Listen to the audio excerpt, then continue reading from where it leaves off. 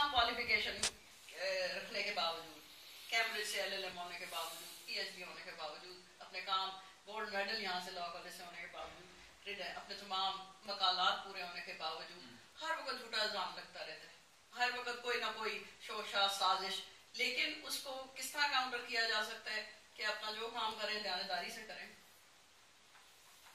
अल्हम्दुलिल्लाह मुजाहिद कामरान साहब को 2 साल हो गए हैं, वहाँ के BC नहीं है, वो उनका मैं अकेले ही मुकाबला कर रही हूँ। ये नहीं है कि मुजाहिद साहब बैठे हुए थे तो मैं, वो BC थे तो मैं प्रिंसिपल थी।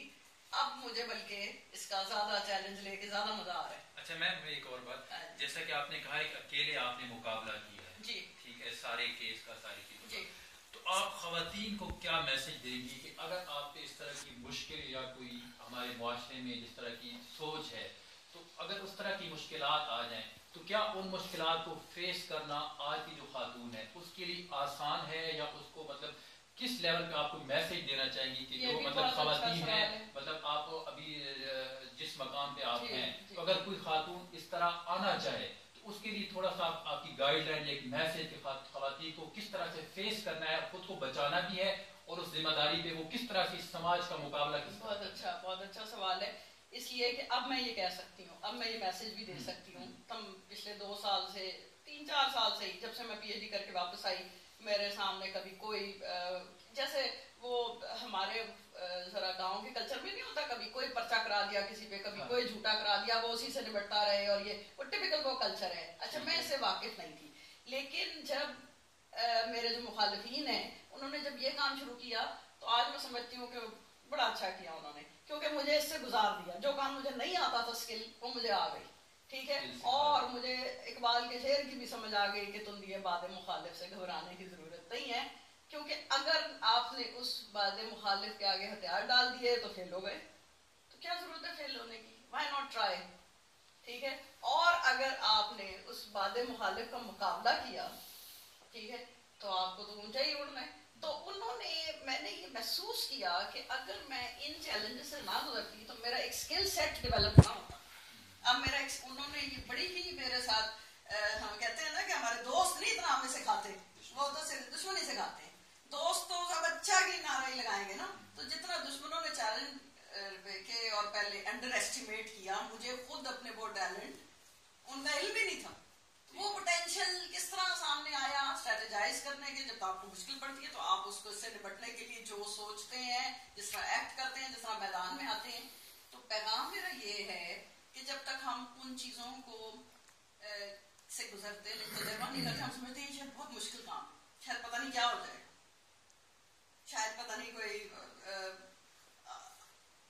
पहाड़ गिर जाएगा सर पे। ऐसा कुछ नहीं, क्योंकि जिंदगी मुसलसल जदोजहद का नाम है, और इससे बचने के बजाय इससे गुजरना ही इसका सबसे बड़ा जो है वो मैं समझती हूँ कि इसका तरीका। वो कहते हैं ना, the best way to deal with fear is to face it. जिस दिन आप वो आपके जो वर्स्ट फियर होते हैं ना, उनको जिस दिन आप फेस कर लेते हैं ना, तो वो फियर नहीं रहते। तो ये बस फियर था ना कि उसने हस्बैंड को गिरफ्तार कर लिया और वो जेल में है, तो बस चले, उससे गुजर गए ना, गुजर गए। तो इसलिए अब मुझे ये भी समझ आ गई, कहते हैं कि बच्चों को ज्यादा पनिशमेंट नहीं देनी चाहिए, वो पनिशमेंट दें तो वो उसके आदी हो जाते हैं। आप किसी को जिससे गुजारते हैं फिर तो उसको उसका कोई खौफ नहीं रहता। तो इसलिए जब वो इवन जो पहली बार जुर्म करके जेल में जाते हैं, उन थोड़े अरसे बाद वो जुर्म से वो उनके आदी हो, उनको डर निकल जाता है।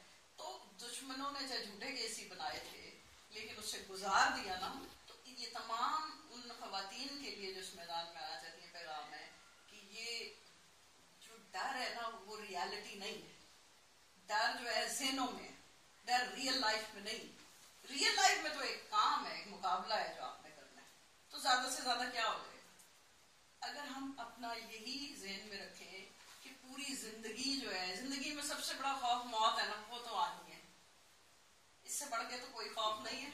इससे बढ़ के क्या खौफ है, बाकी सब कुछ आना जाना है। एक चीज रियलिटी है, जिसने आना है तो फिर जाना नहीं है, आ जाना है। तो बस फिर उससे गुजरे, फिर इन चीजों से गुजरे और उनका बहादुरी से मुकाबला करें, और कुछ भी नहीं होगा। यकीन दहानी है कि इंशाअल्लाह जो मुसीबत की आंखों में आंखें डाल के देखता है, अल्लाह ताला खास उसकी मदद करता है। अल्लाह ताला को लोग ही वो पसंद हैं जो मर्दाना मुकाबला करते हैं हालात का। आप मुसलमानों की तारीख उठा के देख लें, बदर से लेके हमेशा साथ दिए जब मुसलमान डट गए हैं या खड़े हो गए हैं या उन्होंने सच्ची, लेकिन ये फिर वही बात है सच्चाई के लिए, सच्ची बात के लिए। ये नहीं मैं कह रही कि पहले अच्छी तरह आप करप्शन कर ले और उसके बाद आप डट के खड़े हो जाएं, ये मेरा पैगाम ये नहीं है। मेरा पैगाम ये है कि जब आप सच में है ना तो फिर आप डट के खड़े होंगे तो फिर आपका लोग भी साथ देंगे, और लोग तो जाहिरी चीज है ना, मैं खुदा की मदद और उसके ऊपर इंतहा का बिलीव करती हूँ। बाकी सारी मददें इसलिए आ रही होती है कि खुदा ने जाहिर है किसी के जिम्मे बनाना है ना, सबब बनाना है। तो असल तो खुदा ने फैसला किया है कि एक इंसान को इस वक्त जिस भी हालात में मुश्किल में डाला है, इसको मैंने किन रास्तों से अब इससे निकालना है में भी नहीं। और ऐसी ऐसी जगहों से मदद आती है और आई है जिसको हम जानते ही नहीं थे जिन लोगों वहां से। तो इसलिए ये मेरा और हर मुसीबत अगर आपको यकीन का आपका बढ़ाए और खुदा पे आपका यकीन को बढ़ता जाए तो वो भी नेमत है, मैं समझती हूँ। तो ये दो नेमतें हो गई, दुश्मनों के जितने साजिशें थी उससे जो मेरी लर्निंग हुई, तजर्बात हासिल हुए, नया स्किल सेट डेवलप हुआ और मुझ में ज्यादा क्या कहेंगे रिजिलियंस, ज्यादा कॉन्फिडेंस और चीजों पे आ गया। तो वो उसकी तो कोई कीमत नहीं है, वो तो मेरे अपने कंफर्ट जोन में बैठे बैठे तो वो हासिल नहीं होना था कभी। ठीक है, अगर सब कुछ प्लेट में मिल जाता तो वो इंसान में और वो इंसान जो किसी मुश्किलों से गुजरे उसमें फर्क होता है। मतलब ये ना कि जो आपको मुश्किलात आई हैं आप उन पे कोई पछतावा नहीं है कि मैं ऐसा ना करती, उन पे आप डटी हुई हैं कि मुश्किलात में मैं कहती हूँ कि वो अल्लाह ताला ने वो भी नेमतों में से वो भी अल्लाह ताला ने, क्योंकि उसके एंड पे इज्जत में इजाफा हुआ, उसके एंड पे हमें तजर्बा हासिल हुआ, उसके एंड पे हमें ये पता चला कि जिंदगी को कैसे हेड ऑन लेना चाहिए। ये नहीं है कि आप मतलब इसके रास्ते ये नहीं है कि आप झूठ के पाँव में गिर जाएं जब आपने आप मिनटों पे उतर आए, आप झूठ बात को तस्लीम कर लें कि मैं इस वक्त तो बचूं। आप उसकी वैसे ही करें जैसे उसको हक बनता है। जब सच के ऊपर लोगों ने सच के ऊपर गर्दनें कटवा ली हैं, कौन सी ऐसी बात है? ठीक है, तो फिर आगे बात करें तो वो एक आइडियलिज्म के ऊपर जब आप होते हैं और सच पे होते हैं तो फिर ये सारी बातें जो है अल्लाह ताला की मदद आती है और इंशाल्लाह वो तमाम लोग जो सच पे खड़े होंगे हमेशा आती रहेगी।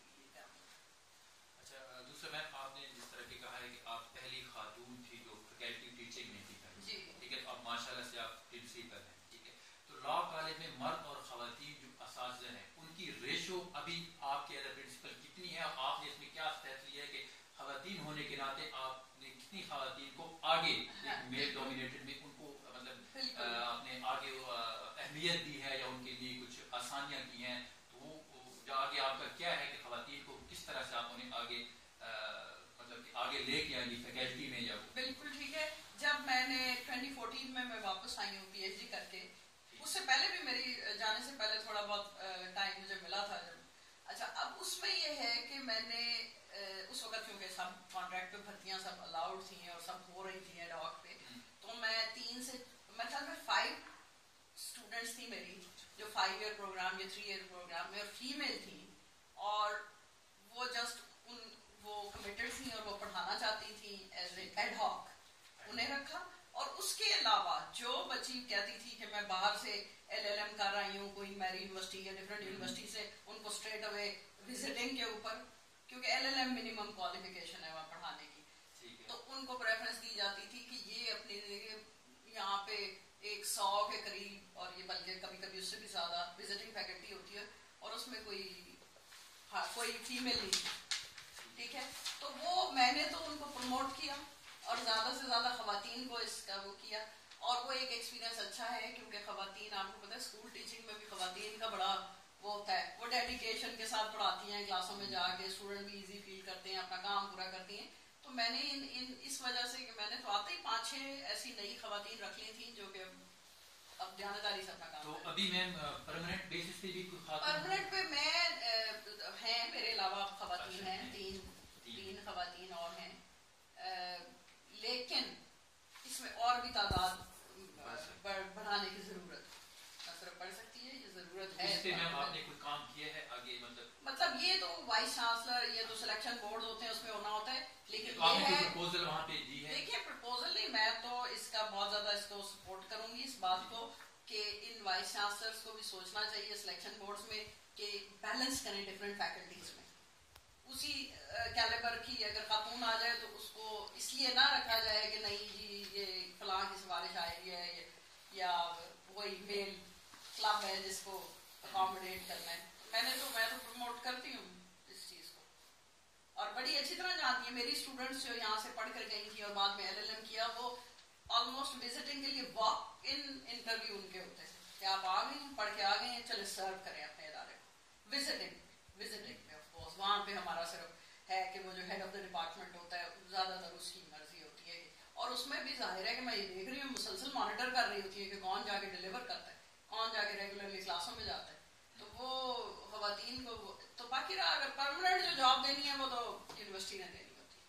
अच्छा मैम, दूसरा पंजाब लॉ कॉलेज के बारे में एक है कि क्लासेस टीचर जो है ना वो उस तरीके से नहीं पढ़ाते, मतलब एक इदारा है, इसका एक नाम है, ठीक है, तो वो थोड़ा सा कुछ है कि जब उस तरह से वो नहीं कर, तो आप प्रिंसिपल हैं तो आप क्या देखती हैं कि क्लासेस में रेगुलर असातिज़ा पढ़ा रहे हैं या ये वाकई मतलब गॉसिप है कि नहीं जाते टीचर? बाकी इसमें हकीकत भी है, ये इसमें किसी हद तक हकीकत भी है, इसमें ऐसा मैं नहीं कहूँगी कि टोटली, लेकिन ये पूरी वैसे लॉ कॉलेज का नाम जरा ज्यादा वो है। वैसे यूनिवर्सिटी में कुछ फीसद टीचर ऐसे हैं जिनका कल्चर ये है कि अब एक परमानेंट जॉब मिल गई है, अब क्लासों में जाने की कोई जरूरत नहीं है। यहाँ तो स्टूडेंट्स ने एग्जाम देना है एनुअल सिस्टम का और बस एग्जाम देना है, डिग्री लेनी है, निकल जाना है। यहाँ पर पंजाब यूनिवर्सिटी में अगर हम कहें कि अच्छा फिर सेमेस्टर सिस्टम हो जाना चाहिए क्योंकि उधर तो जाना पड़ेगा, हमारे यहाँ ये सेमेस्टर सिस्टम भी आजमाया गया है 2007 से। अच्छा। एक बार इस इंट्रोड्यूस कराया था कि एनुअल सिस्टम हो ही ना और सिर्फ सेमेस्टर सिस्टम, वो इससे भी बड़ा डिजास्टर था, क्लासों में कामयाब नहीं हो सकता है, बिल्कुल भी नहीं।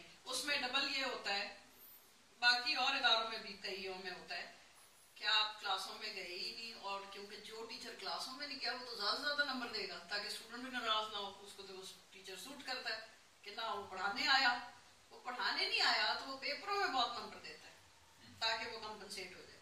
इसलिए वो हमारे यहाँ सेमेस्टर सिस्टम, ये बिल्कुल आपने ठीक कहा, मैं ये नहीं कहूँगी कि नहीं वहाँ का तो हर टीचर क्लासों में जाता है, ऐसा नहीं है। लेकिन अब क्या करें कि वो एक माशरे में जो एक हर चीज में एक दयानतदारी, वो टीचर भी उसका शिकार है। अगर वो नहीं दयानतदारी से क्लासों में जा रहे तो इसका ये तो एक कौम बदमी है। तो मैम इसका एज ए प्रिंसिपल मतलब इस जहनियत के जो टीचर हैं कि वो नहीं जाते, तो मतलब आपको क्या उनका कोई सामना करना पड़ता है आगे से जब आप उनसे कहती होगी कि अपनी क्लासेस में? देखिए वही चीजें तो हैं, हमारे कुछ टीचर्स हैं, अब किसी की जाती बात करना अच्छा नहीं लगता है, लेकिन जिन्होंने आगे पढ़ानी PhD नहीं की, हालांकि इस शोबे में रहते हुए तालीम के यूनिवर्सिटी लेवल पे अगर आप इस से मुंसलिक हैं, फिर आपको मुश्किल पड़ती है या नहीं पड़ती, अब आपको PhD करनी ही करनी। अगर आप जब ये फैसला करके आए थे इस शोबे से मुंसलिक होना है। लॉ की तालीम का एक और मैं बता दूं, दुनिया भर में लॉयर्स ही टीचर होते थे मोस्टली, जो सारी दुनिया की यूनिवर्सिटियों में। फिर आज से कोई 25-30 साल पहले, क्योंकि अमेरिका की यूनिवर्सिटियों में ये PhD करनी हर सूरत में लाजमी थी अमेरिका में, चाहे आप लॉ की तालीम से मुंसलिक हैं या किसी और, क्योंकि ये रिसर्च की जगह है। ये रिसर्च जिसने नई रिसर्च देनी है, नई तहकीक देनी है, यूनिवर्सिटियाँ सिर्फ क्लासें पढ़ाने का नाम नहीं। नई रिसर्च अगर मैं करूँगी और मैं उसमें, तो मैं जब क्लासों में जाऊँगी तो वो नई रिसर्च डिस्कस नहीं करूँगी या नई बात नहीं करूँगी। उससे स्टूडेंट किस कदर फर्क होगा जिस टीचर ने PhD की हुई है और जिस टीचर ने PhD नहीं की हुई। जाहिर है कि उसने एडवांस लेवल पे चीज़ों को देखा होगा। बाज़ में मैं इंटरनेशनल लॉ की आजकल क्लास पढ़ा रही हूँ, ये वो मैं नहीं पढ़ाती क्योंकि मेरी PhD उसमें है, तो मैं उसकी बहुत डिटेल्स में चल जाती है LLB के लेवल पे ही।